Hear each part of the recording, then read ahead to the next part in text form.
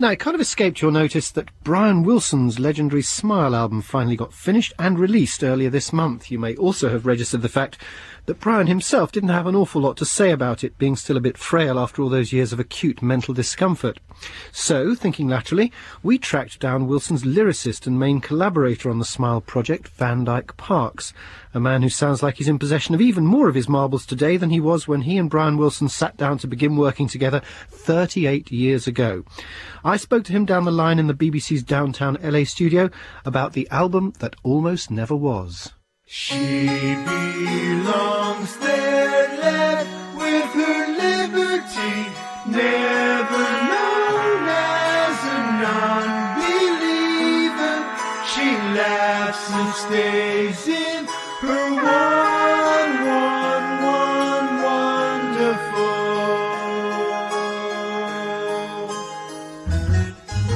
She knew how to gather the forest when God reached softly and moved her body. One golden locket, quite young and loving her mother and father. Farther down the path was a mystery. Through the recess, the chalk and numbers, a boy bumped into her wonderful. Van Dyke, tell me first of all, when and how did you first meet Brian Wilson? I think the first time we met was through a mutual friend. Lauren Schwartz was his name, and casually at a party somewhere in this town of Los Angeles. And then my next meeting with Brian was when I went up from the Troubadour Coffee House with David Crosby to hear some Brian Wilson music. David had heard that Brian was doing something good. We went up there, and Brian had the 4-track tapes going on Sloop John B. for Pet Sounds. And I knew that he was someone to know further. So the next time I met him was on the lawn of a lawn party of Terry Melcher, record producer Terry Melcher. And Terry told Brian that I was a good lyricist. He'd only seen one short collection of words. And then based on that, Brian suggested we try something. So we went ahead and tried something. So when you and Brian sat down to work on Smile, what was the idea? I mean, were you taking instructions? Were you suggesting a thematic approach, or what? Well, no, there was no prior discussion to action. There was no pretense of knowing that there was some concept. There was nothing was figured out. Nobody knew the future. That's the way my dialogue with Brian went. From the first moment, there was no overreaching purpose except to do this, and that was to be true to our school, as it were. To be Americans, to use American vernacular in a time when the Brits, one of my favorite clarions was the call of Paul Revere. I remember how he said the Brits are coming, and they were coming all over the place. They were coming up all the parapets from, of course, the Beatles, the Deluge, from about 64 up 65. But a lot of people were going along with that. You saw a lot of facsimiles of the Beatles and heard a lot of sound-alike music, Beatlesque. And it was very pretty music in its own right.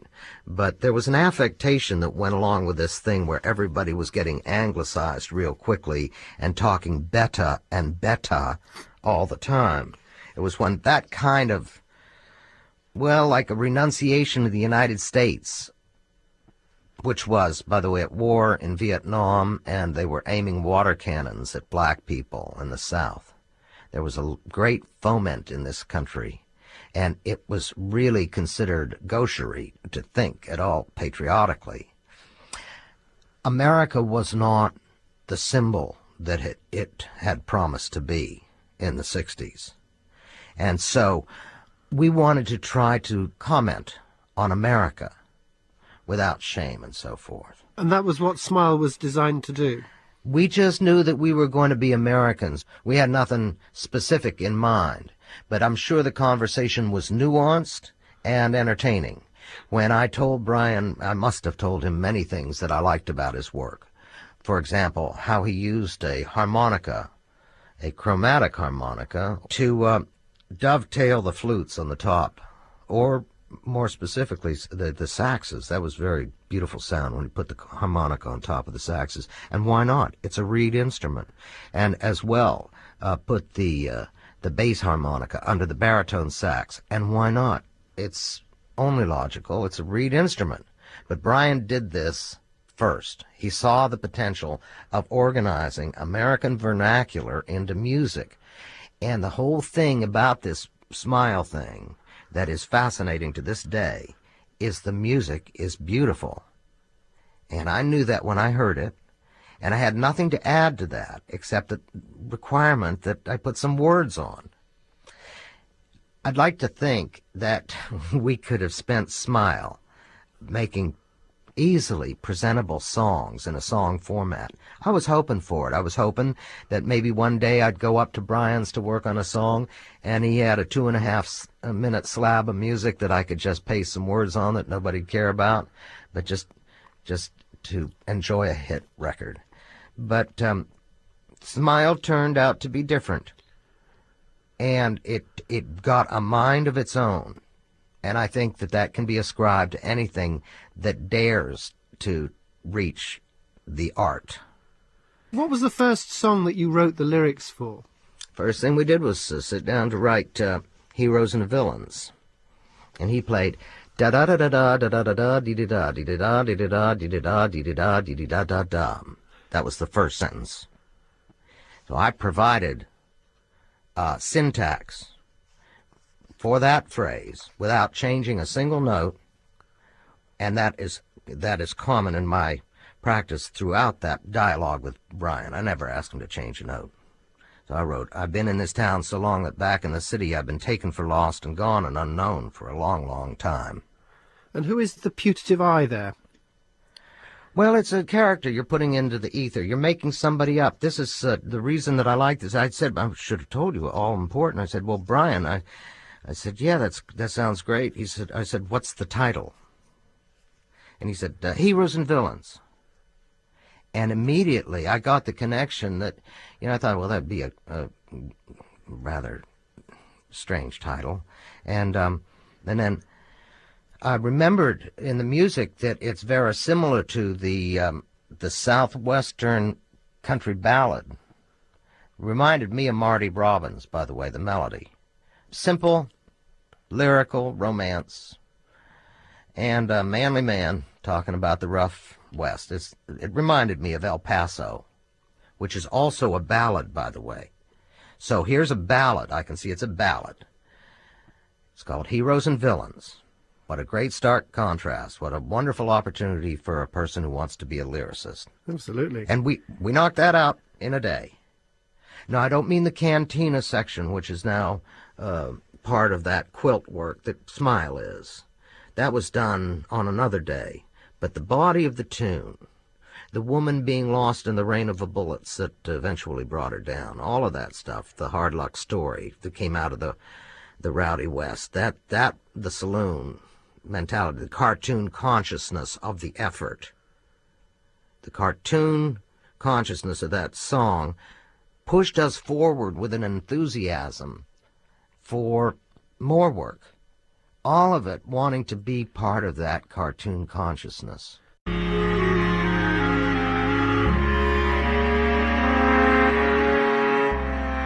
Where did Heroes and Villains lead? What do you remember the sequence? Next tune? Surf's Up. Surf's Up was the next tune. We wrote Surf's Up in the same manner. He da-da-dee-da-dee-da, dee-da-dee-da-dee-da, dee-da-da-da-da. So he would present you with a fairly finished piece of music, a melody, an arrangement? Yeah, he would make it easy for me. He'd give me 8 bars at a time, and then I'd write some words. I wouldn't have to, I'd get an idea of the entire song. I heard this thing.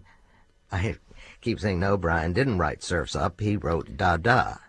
But So he'd be sitting there at the piano, would he? he sure would. Wow. In all his power and glory and his immensely athletic youth. And you'd be sitting there with a pad and a pencil, sort of... I'd be sitting there with a pad and a pencil, which is very irrelevant at slalom speed. He was just going right along, very enthusiastic, and yet very contemplative and able to rest. You know, writing a song is very kind of monastic, in fact. It requires disengagement from the world at large. And it's safe to say that in the escape that this phantasm suggests, the Smile Project, it is escapist. And I think that that's a quality. You were working in his house, were you? Or in a studio? Yeah, I don't know if you call it work. I don't think I've ever worked a day in my life. But, and I'm not going to start for you either. But, you know, Robert, the thing is, it was a joy to do it. That's all. It was just a joy. Here's a man who's totally... I want to talk about the music, if I may. Of course. Because the lyrics are totally indefensible, and we both know that. It's the weirdest stuff I've ever heard. And you can safely say, yes, the kids were higher than a hawk's ass in a nosedive. We were quite high. But we were both filled with a sense of urgency, a sincerity of purpose. I mean, I don't know if you get this, but this is not contaminated by a great deal of masquerading, this project. This is just a 22-year-old kid and a 23-year-old kid, and they're doing their best to be responsible to all their loyalties. And my loyalty happened to be at odds with Brian's, that is, because there was a conflict between what it is that he was destined to try in his work, which was to write himself out of the song box, that place, that little box filled with chloroform that can preserve the most beautiful butterfly. He didn't want to recite old glories in his music. He wanted to move ahead, and all I knew was my loyalty was to him, and that's what I did. And so you see a lot of disorganization. I mean, it seems so downright irresponsible not to make a commercial appeal. I mean, you got to be a communist if you can make a piece of work that has no commercial appeal. But and we came close to being branded as Pinko when we did this. It was very radical but you see, Brian had already showed me in Good Vibrations, by the way, in which I was hanging around. Suggested a cello for that piece with the triplet fundamentals. I played the tack piano on the bridge. Mm-hmm. So Brian played what I was told to play, by the way, note for note. But I remember the first time I saw Good Vibrations on one of those dance shows of Dick Clark, and it gets to the middle of Good Vibrations, and the great Brian Wilson slows it down to nothing. And there the dance hall filled with adolescents just holding each other and standing still. And this was characterized at one place as a promotion man's nightmare. Somehow or another, they all thought that, you got to keep the feet moving or this stuff isn't going to sell. So Brian had already written himself out of the box with that one, and I was not blindsided. He did not deceive me in making his explorations, but it was abstract and demanding, and I think some wonderful music results. So how many songs did you actually finish with him in that first Smile period? Well, the first Smile period for me was the last. I'm 61 years old. This was about 40 years ago. It's all a very condensed period, by the way. If you look at a timeline, it's not that long, a matter of months. And I don't know how many songs I wrote with him. That was your question. How many songs did you write? Have no idea. Because All I know is that the parts that I remember, and I understand that there may be some missing information. That's not through it without a diligent exploration to find this stuff, because the record companies don't care about the artist's work. They throw it away, Degauss it is what it's called. And I could tell you horror stories about that go as far as Ellington. At any rate, I don't know how many songs. All I know is the music that I remember is all there. I can't think of anything that isn't there that was done. There were some places that there weren't any words. In November of 2003, I went up to Brian's to get his advice and consent on how I would add some words here and there where I thought that it would give the piece a little cohesion, coherence. I've always liked the movie within the movie, or the backstories, the subplots, and the way that they play out, of course, in the hands of somebody like Charles Dickens is just awesome.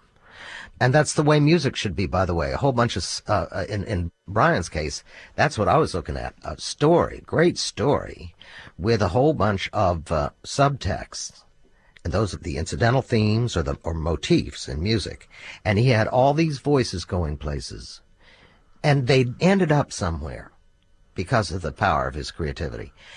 My favorite moment, listening to this project the first time in 38 years, I never listened to this pirate stuff, but when I revisited this work about 40 years later, my favorite point was just to identify it with the words, "Have you seen the grand coolie working on the railroad?" And then it modulates, and then after the modulation it goes into that little incident over and over. The crow cries, "Uncover the cornfield." It's almost like I've been waiting for this naughty thing to appear all my life.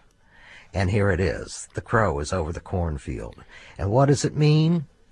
Hell if I know. I never knew. And, but I don't see any reason to be faint in pursuit of a poetic justice. The Beach Boys thought this music was unperformable. What did you think of it when you saw it in performance this year? Well, I saw it in performance twice, as a matter of fact, at your lovely hall at the Royal Festival in London. I was just quite moved, and my attention returns to the singer.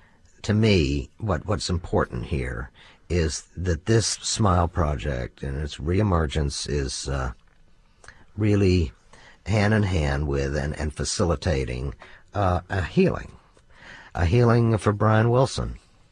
And by the power of his decision, and through some pretty nice, friendly persuasion on the part of a whole bunch of fans, I wouldn't even call them fans, I call them Brian's constituents, people who had already had discourse with him and been touched by his music.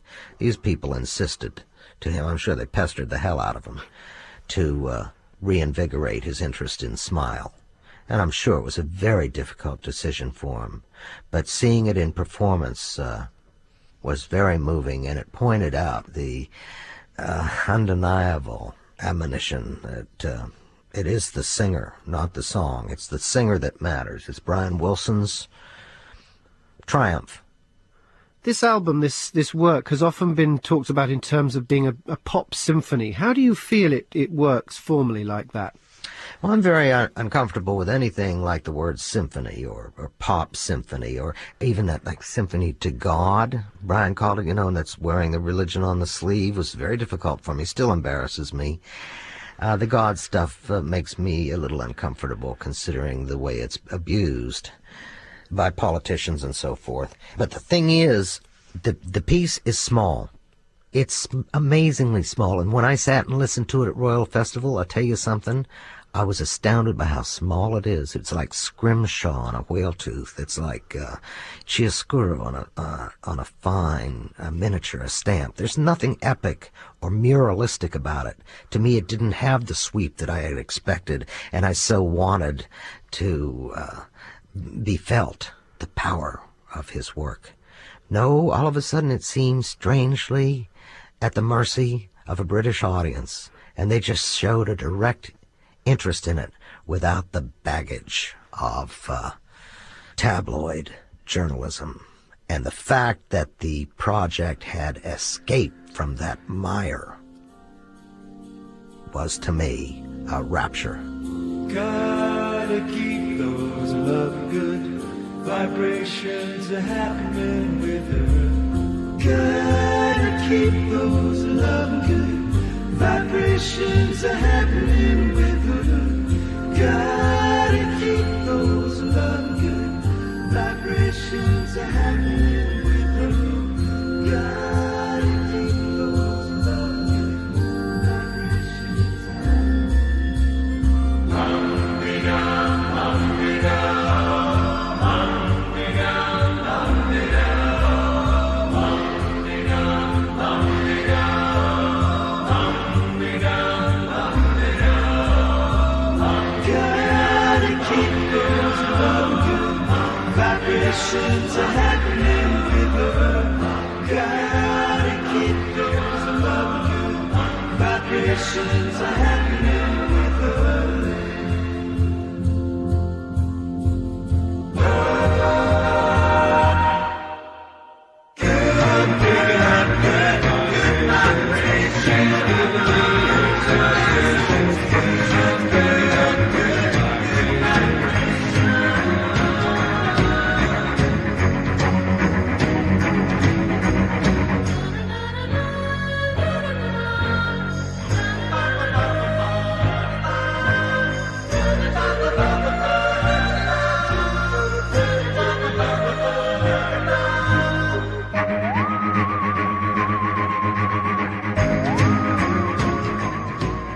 And there, of course, that was Good Vibrations, the Brian Wilson version, which appears on his new, finally released album, Smile. And our great thanks to Dyke Parks for joining us down the line there to tell us about the making of it. And what a business it was.